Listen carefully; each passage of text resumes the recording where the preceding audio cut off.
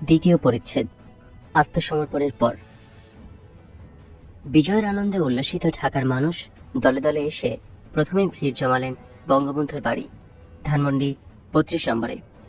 এই বাড়ি থেকেই তাদের প্রিয় নেতা পাকিস্তানি শোষণের বিরুদ্ধে এত মহাকাব্যিক আন্দোলনের জন্ম দিয়েছিলেন।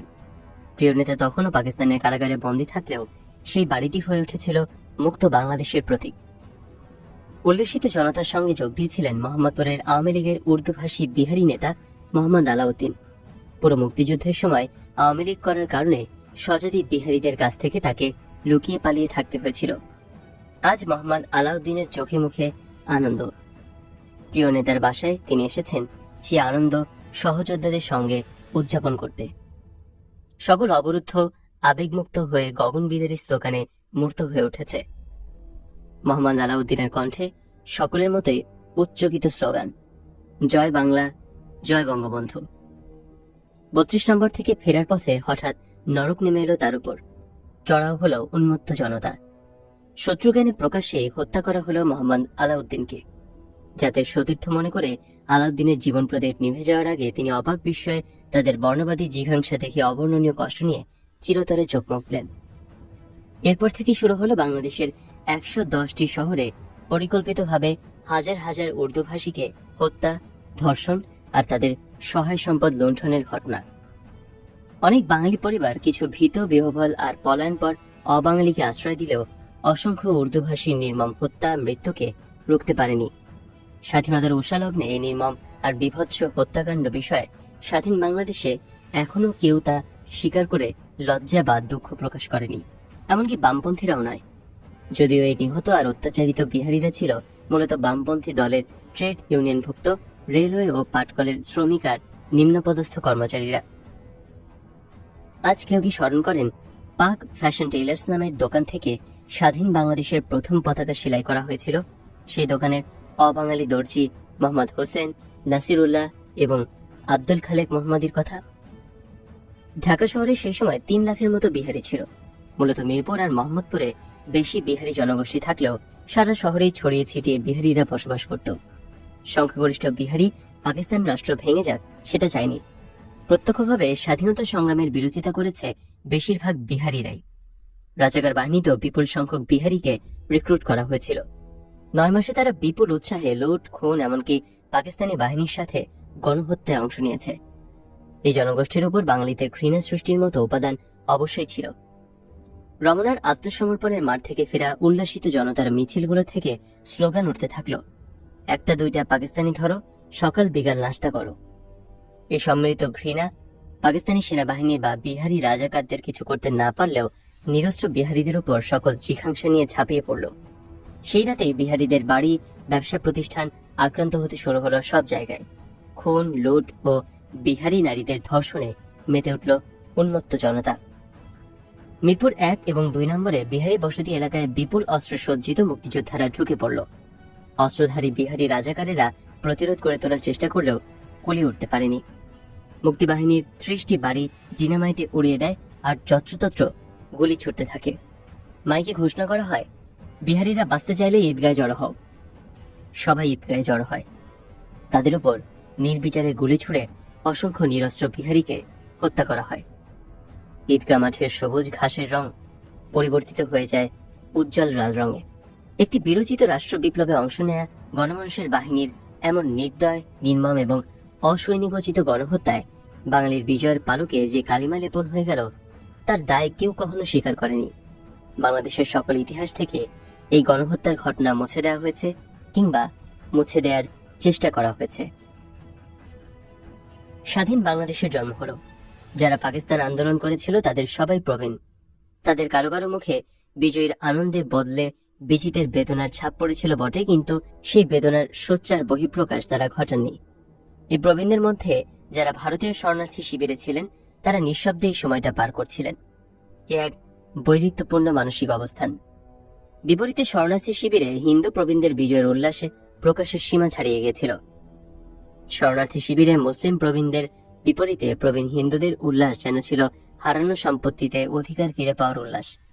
পাক সেনাদের আত্মসমর্পণের খবর শোনার সঙ্গে সঙ্গে তারা যেসব সোচ্চার স্বগতোক্তি করেছিলেন তাতে কোনো রাজনৈতিক বিচার বিবেচনার প্রকাশ ছিল না, কিংবা ছিল না কোনো মননশীল সংস্কৃতি চেতনার পরিচয়। একান্ত স্থূল স্বার্থ চেতনা কিংবা প্রতিশোধ স্পৃহায় তাদের এক একজনের কথাবার্তায় অনাবৃত হয়ে পড়ছিল। পাশের বাড়ির অমুক উদ্দিন গত 24টি বছর ধরে তাকে জ্বালাতন করেছে, অমুক আলী তার জমি বেদখল করেছে, অমুক হোসেন তাকে অহেতুক নানা কথা শুনিয়েছে। স্মৃতির ঝাঁপি থেকে ওই সবই সাপের মতো কিলবিল করে বেরিয়ে আসছিল। উদ্দিন, আলী, হোসেনদের এবার আর রক্ষা নেই। দেশে গিয়েই তো ওদের হাতে নাগালে পাওয়া যাবে। দেশটা স্বাধীন হলো কাদের কৃপায়? আমাদের। ইন্দিরা গান্ধী সাহায্য দিয়েছিল বলেই তো, না হলে বোঝা যেত কত ধানে কত চাল। এই চিন্তাই পরবর্তীকালে পল্লবিত হয়ে নানা সামাজিক এবং রাজনৈতিক সমস্যার জন্ম দিয়েছিল। পাকিস্তানের আত্মসমর্পণের খবর কলকাতায় পৌঁছাতে কলকাতা উল্লাসে ফেটে পড়ল। চারিদিকে বাজি ফুটছে, লোকজন রাস্তায় নেমে এসেছে। ইন্দিরা গান্ধীর ছবি নিয়ে একদল লোক সিপিএম এর অফিস তছনছ করে দখল নিতে শুরু করলো। কংগ্রেসের কাছে এটা ছিল ইন্দিরার বিজয়ের ইমেজ কাজে লাগিয়ে সিপিএম কে পশ্চিমবঙ্গ থেকে বিতাড়নের একটা মৌকা। 17 ডিসেম্বর 1971 সাল, সকাল 8:10। স্বাধীন বাংলাদেশের রাজধানী ঢাকার রেডিও থেকে প্রথমবারের মতো ভেসে এলো মুক্তিযোদ্ধা ফতেহ আলী চৌধুরীর কণ্ঠস্বর। তিনি ঘোষণা দিলেন, এখন জাতির উদ্দেশ্যে কিছু বলবেন sector 2 commander in charge major Abu Taher Mohammad Haider. ইথারে ভেসে এলো এক তৃপ্ত কণ্ঠস্বর। আমি মেজর হায়দার বলছি। প্রিয় দেশবাসী, আমাদের প্রিয় দেশকে মুক্ত করা হয়েছে। আমাদের দেশ এখন মুক্ত। আপনারা সবাই এখন মুক্ত বাংলাদেশের নাগরিক। সকল গেরিলার প্রতি আমার নির্দেশ, আইন শৃঙ্খলা রক্ষা করতে হবে। কোথাও যেন আইন শৃঙ্খলা বিনষ্ট না হয়। লুটপাট বন্ধ করতে হবে। এলাকায় এলাকায় পাহারার ব্যবস্থা করতে হবে। যতদিন পর্যন্ত প্রবাসী বাংলাদেশ সরকার দেশে ফিরে দায়িত্ব না নেবেন, ততদিন পর্যন্ত গেরিলাদের যার যার এলাকায় আইন শৃঙ্খলা রক্ষা করতে হবে। জনগণের প্রতি আমার আবেদন, আইন শৃঙ্খলা রক্ষা করুন। আলবদর, আল শামস, রাজাকার এবং দালালদের ধরিয়ে দিন। নিজ হাতে আইন তুলে নেবেন না। একইভাবে 17 ডিসেম্বর 1971 বিকাল 4:30 মেজর হায়দার, মুক্তিযোদ্ধা ফতেহ আলী চৌধুরী, মুক্তিযোদ্ধা আতিকুর রহমান, মুক্তিযোদ্ধা আলম, মুক্তিযোদ্ধা শহীদ সহ আরো কয়েকজন মিলে ডিআইটি ভবনের টিভি সেন্টারে পৌঁছান। শামসুল হুদা চৌধুরী, শাহাদাত চৌধুরী, আব্দুল্লাহ আল মামুন, সখিনা আক্তার সহ আরো কয়েকজনের সহযোগিতায় ফতেহ আলী চৌধুরীর ঘোষণার পর মেজর হায়দারের বক্তব্য প্রচারিত হয়। পরে তার বক্তব্যটির ইংরেজি স্ক্রিপ্ট পাঠ করেন মুক্তিযোদ্ধা আতিকুর রহমান। আত্মসমর্পণ নিয়ে আলোচনায় সাব্যস্ত হয় 16 ডিসেম্বর আত্মসমর্পণের দলিল স্বাক্ষরিত হলেও জেনারেল নিয়াজি এবং তার বাহিনী তখনই অস্ত্র সমর্পণ করবে না। জেনারেল জ্যাকব 18 ডিসেম্বর পর্যন্ত তাদের অস্ত্র রাখার অনুমতি দেন। ফলে পাকিস্তানি বাহিনী যুদ্ধবন্দী হলেও ঢাকা সেনানিবাসে তাদের অবস্থান ছিল সশস্ত্র। এক অদ্ভুত পরিস্থিতি। পাকিস্তানি সৈন্যদের এই ভীতি খুব অবাস্তব ছিল না। তারা জানতো তাদের কৃতকর্ম বাঙালিরা কখনই ক্ষমা করবে না। পাকিস্তানি বাহিনীকে সামনাসামনি পেলে মুক্তিযোদ্ধারা তাদের আস্ত রাখত না। পাকিস্তানি বাহিনীর বিপর্যয় সম্পর্কে জেনারেল অরোরা 17 ডিসেম্বর বলেছিলেন, মেঘনা এবং মধুমতি নদীর মধ্যবর্তী অঞ্চলে তাদের অবস্থান কেন্দ্রীভূত করলে আমার মনে হয় তারা আরো কয়েক মাস টিকে থাকতে পারত। 3 দিন পর 19 ডিসেম্বর ঢাকা সেনানিবাসের গলফ মাঠে অস্ত্র সমর্পণ করে পাকিস্তানি বাহিনীর 30,000 সৈন্য। তাদের পক্ষে নেতৃত্ব দেন মেজর জেনারেল রাও ফরমান আলী।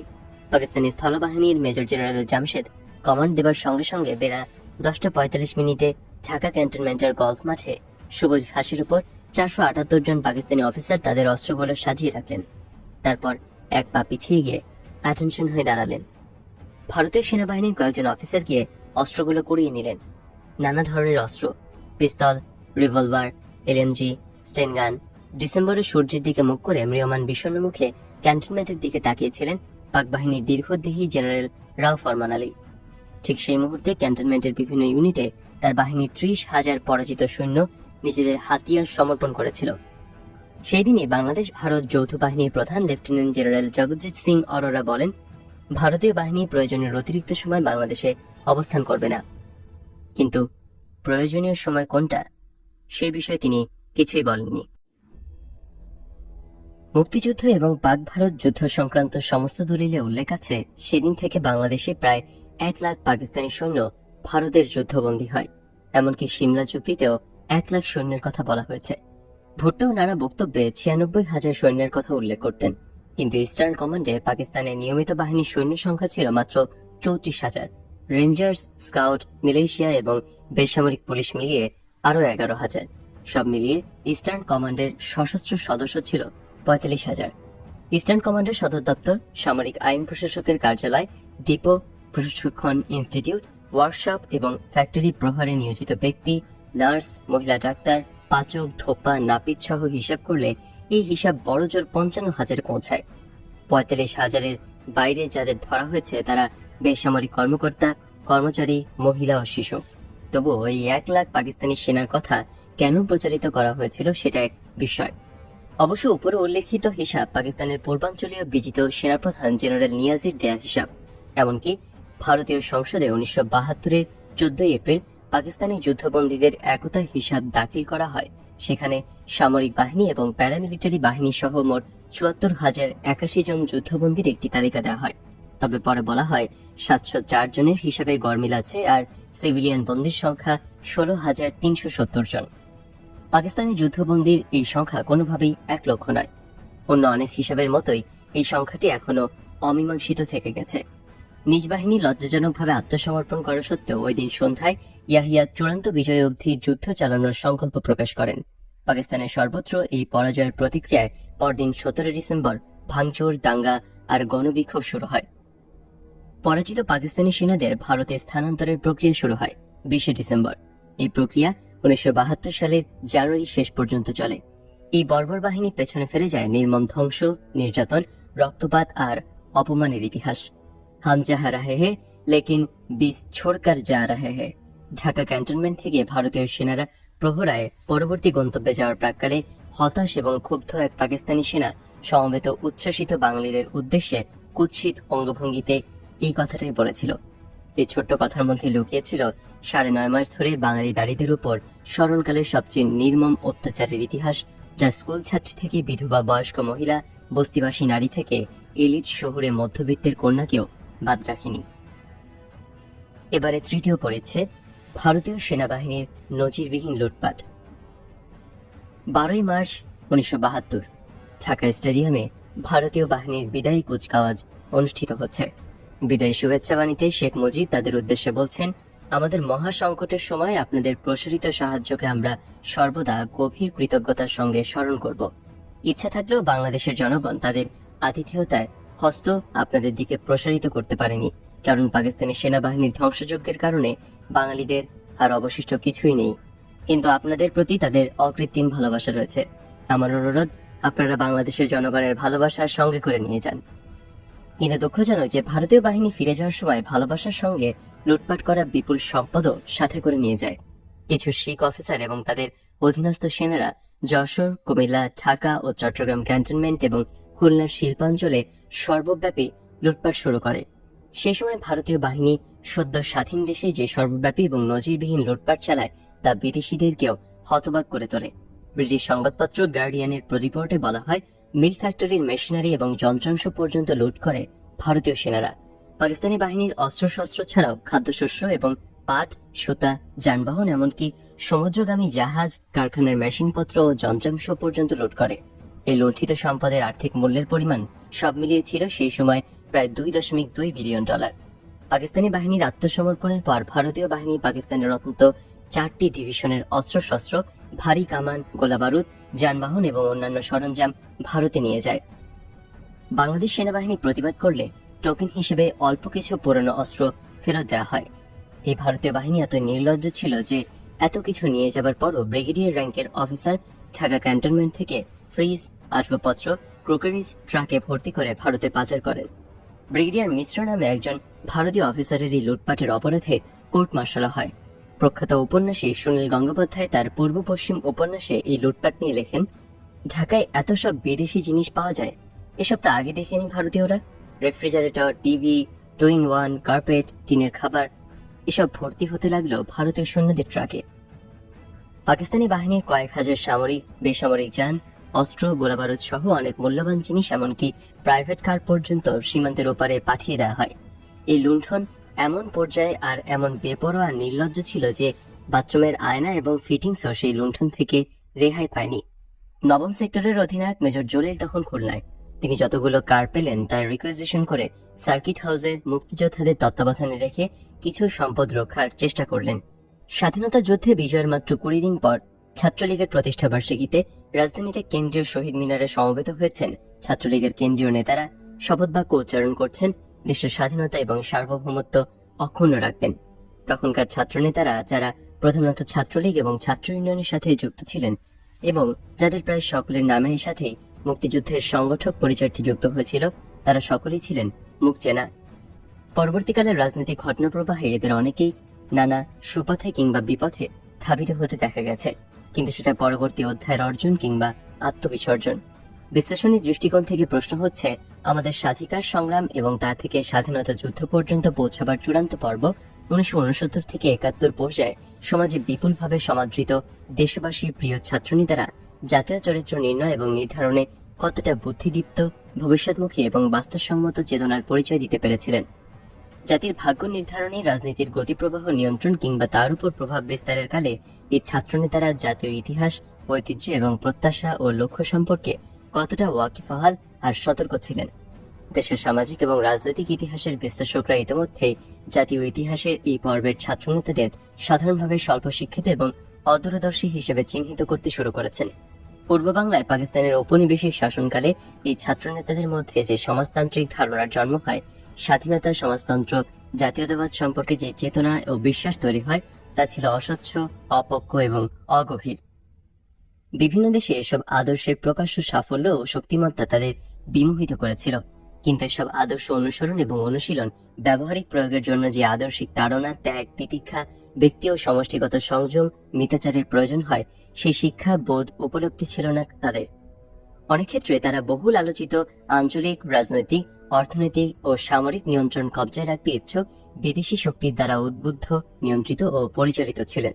স্বাধীনতা অর্জনের মাত্র কদিন পরে আলোচ্য ছাত্রনেতাদের কজনকে নবীন রাষ্ট্রের স্বাধীনতা এবং সার্বভৌমত্ব সমুন্নত রাখার শপথ নিতে দেখা গেছে, কিন্তু ওই সময়ই স্বাধীনতা যুদ্ধের সহায়তাকারী মিত্রবাহিনীরূপী ভারতীয় সামরিক বাহিনীর অফিসার এবং সৈনিকরা তাদের সমস্ত রাজনৈতিক এবং সামরিক রীতিনীতি পদদলিত করে যুদ্ধবিধ্বস্ত বাংলাদেশের সহায় সম্পদ লুণ্ঠনে ব্যস্ত ছিল। সরকারি বেসরকারি মিল, কারখানা, ফ্যাক্টরি, ওয়ার্কশপ, ডিপো, গোডাউন, সমুদ্রগামী জাহাজ, বাস, ট্রাক, মোটরকার, লুট, আধুনিক ঘরবাড়ি যাবতীয় ফিটিংস, মূল্যবান যন্ত্রপাতি, ফ্রিজ, টিভি, কার্পেট থেকে শুরু করে সবকিছু তারা ট্রাক বোঝাই করে সীমান্তের উপরে পাঠাতে শুরু করলো। সামরিক রীতিনীতি লঙ্ঘন করে পাকিস্তানের অন্তত 4টি ডিভিশনের বিশাল বাহিনীর বিপুল পরিমাণ হালকা থেকে ভারী সমুদায় অস্ত্র ও গোলাগুলি, যাবতীয় সাজোয়াজান ও কয়েক হাজার বেসামরিক এবং সামরিক যানবাহন, বিপুল সংখ্যক প্রাইভেট কার, ভারী কামান লুট করে নিয়ে যায় ভারতীয় সেনাবাহিনী। বাধা দিয়েছিলেন দক্ষিণ পশ্চিমাঞ্চলের 9ম সেক্টরের কমান্ডার মেজর জলিল। এজন্য ভারতীয়রা তাকে গুম করে এবং মুজিব সরকার মিডিয়া সেন্সরশিপের মাধ্যমে 2.5 মাস সেই গুমের ঘটনা গোপন রাখে। এজন্য মুজিব সরকার মেজর জলিলের কোর্ট মার্শালও করেছিল, কিন্তু মুক্তিযুদ্ধের সংগঠক হিসেবে পরিচিত সেদিনের ছাত্রনেতাদের সার্বভৌমত্বের এই ইস্যুতে বিন্দুমাত্র ভূমিকা পালন করতে দেখা যায়নি। ভারতীয় সৈন্যদের লুণ্ঠনের বিরুদ্ধে মুক্তিযুদ্ধের সংগঠক এই ছাত্রনেতাদের কোন রকম প্রতিবাদ জানাতে দেখেনি সদ্য স্বাধীন বাংলাদেশ। সেদিনে সে শপথ অনুষ্ঠানের সামনে সারিতে ছিলেন তোফায়েল আহমেদ, আব্দুল কুদ্দুস মাখন, নূরে আলম সিদ্দিকী, শাহজাহান সিরাজ এবং আসম রব প্রমুখ। ভারতীয় বাহিনীর লুটপাটের বিরুদ্ধে এই বীর সেক্টর কমান্ডার জনগণকে সঙ্গে নিয়ে সক্রিয় প্রতিরোধ গড়ে তুললেন। ফলও পেলেন দ্রুত। 28 ডিসেম্বর তিনি যশোর থেকে অন্তর্হিত হন। মেজর জলিল পরে জানান, 31 ডিসেম্বর ভারতীয় বাহিনীর হাতে তিনি গুম হন।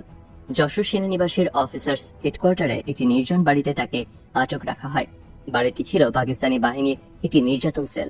বাড়িটি অন্ধকার, রোমে মানুষের রক্তের দাগ ও এলোমেলো ছেঁড়া চুল, কিছু নরকঙ্কাল, সঙ্গে শকুন আর শিয়ালের উপস্থিতির মধ্যে একটা খাটে ডিসেম্বরের শীতের রাতে আধা ছেঁড়া কম্বল গায়ে দিয়ে দেশের প্রথম রাজবন্দী এক বীর মুক্তিযোদ্ধা মেজর জলিল শুনতে পেলেন পাশেই ভারতীয় সেনাদের বর্ষবরণের উল্লাস, নর্তকের ঘুঙুরের শব্দ আর সেই সঙ্গে নারী পুরুষের হল্লা। মেজর জলিলের এই গুম হবার সংবাদ 2.5 মাস পরে সরকার স্বীকার করে। এটাই ছিল স্বাধীন বাংলাদেশের প্রথম মিডিয়া সেন্সরশিপ। এই বীর মুক্তিযোদ্ধা জলিল মুক্তিযুদ্ধের সময় ছিলেন দেশের কনিষ্ঠতম মেজর, পাকিস্তান আর্মির সাঁজোয়া বাহিনীর সদস্য এবং অকুতোভয় এক সৈনিক। জলিলের সঙ্গে সেদিন ভারতীয় বাহিনী আরো গুম করে একই সেক্টরের আগরতলা মামলায় অভিযুক্ত নৌবাহিনীর প্রাক্তন লিডিং সিম্যান সুলতান উদ্দিন আহমেদ এবং মোহাম্মদ খুরশিদকে। বাকি দুজন খালাস পেলেও জলিলের কোর্ট মার্শাল হয়। ভাগ্যের নির্মম পরিহাস, সেই সামরিক আদালতের বিচারক ছিলেন আরেক সেক্টর কমান্ডার কর্নেল তাহের। বিচারে জলিল নির্দোষ প্রমাণিত হন, কিন্তু মেজর জলিল এই অন্যায়ের আচরণের প্রতিবাদে সেনাবাহিনী থেকে পদত্যাগ করেন। তিনি ঢাকা ক্যান্টনমেন্টের একটি বাসায় উঠেছিলেন, সেখান থেকেও তাকে বের করে দেওয়া হয়। ঢাকায় তার কোনো থাকার জায়গায় ছিল না। মতিঝিলে একটি অফিস ছিল সুলতানুদ্দিন আহমেদের, সেখানেই তার সাময়িক আশ্রয় হয়। তার অফিসে কাঠের পাটাতন দিয়ে বানানো চৌকিতে তিনি রাতে ঘুমাতেন। মফস্বলের নিম্নবিত্ত পরিবার থেকে আসার কারণে অনেক সেক্টর কমান্ডার তাকে এলিট মনে করতেন না, বরং তাকে এড়িয়ে চলতেন। 1972 সালের নভেম্বর মাসে দিল্লি সফরকালে বাংলাদেশি প্রতিরক্ষা প্রতিনিধি দল অস্ত্র ফেরত দানের প্রশ্নটি উত্থাপন করে। প্রত্যুত্তরে এক নির্লিপ্ত সাড়া পান। পরবর্তীকালে জাতীয় সংসদে একজন আওয়ামী লীগ সদস্যের প্রশ্নের জবাবে তথ্য ও বেতার প্রতিমন্ত্রী বলেন যে ভারত ইতিমধ্যে বাংলাদেশ থেকে দখলীকৃত পাকিস্তানি অস্ত্রশস্ত্র ও গোলাবারুদের একটি বিরাট অংশ ফেরত দিয়েছে এবং এই ফেরত দানের প্রক্রিয়া অব্যাহত রয়েছে। অবশ্য মন্ত্রী জাতির স্বার্থে ফেরত প্রদত্ত অস্ত্রশস্ত্রের সংখ্যা বা পরিমাণ উল্লেখ করতে অস্বীকৃতি জানান।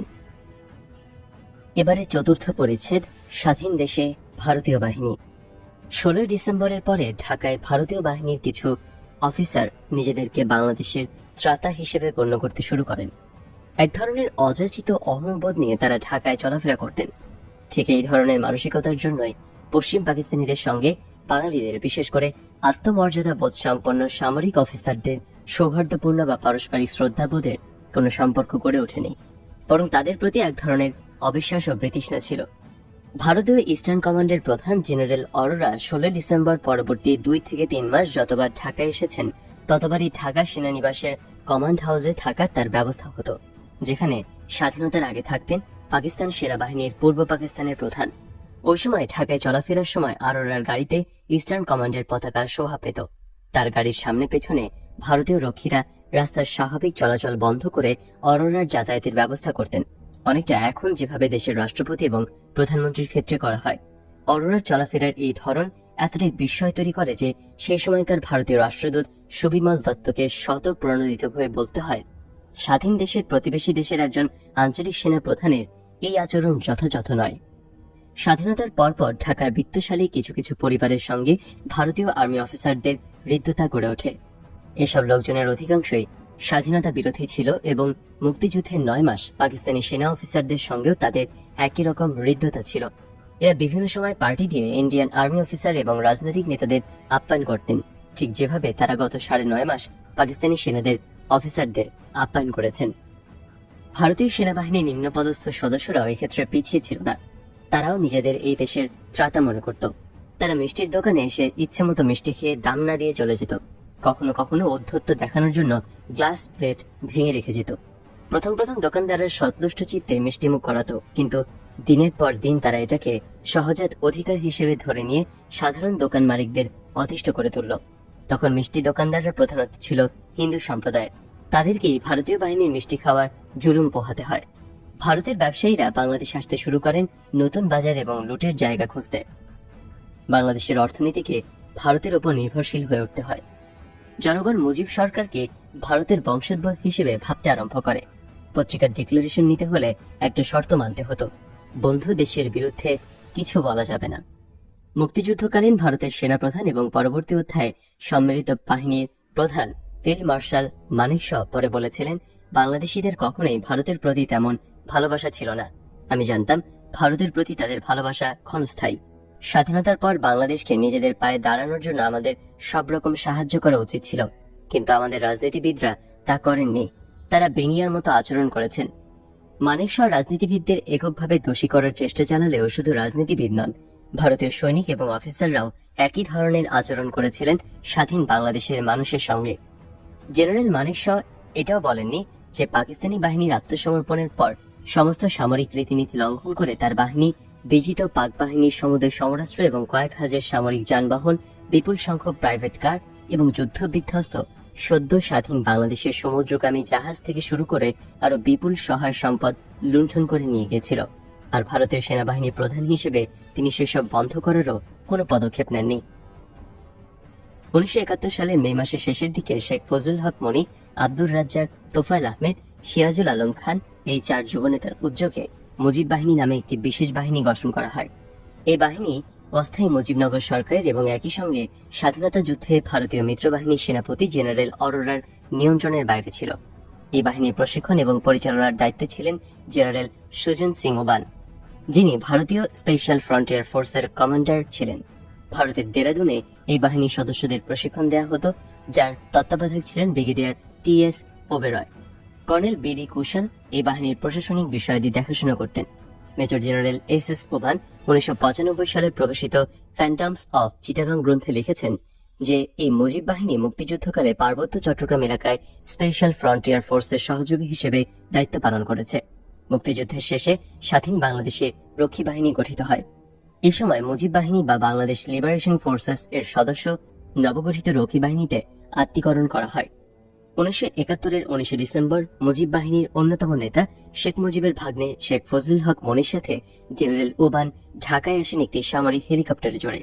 ঢাকা বিমানবন্দরে ল্যান্ড করার পরে মুজিব বাহিনী, মুক্তিবাহিনী ও ছাত্রলীগের সদস্যরা শেখ মনি এবং জেনারেল ওবানকে মাল্যভূষিত করে অভ্যর্থনা জানায়। সাথে ছিলেন আব্দুল কুদ্দুস মাখন, শেখ মনি, আসামা আব্দুর রব, জেনারেল ওবান, আব্দুর রাজ্জাক, তোফায়েল আহমেদ ও শাহজাহান সিরাজ।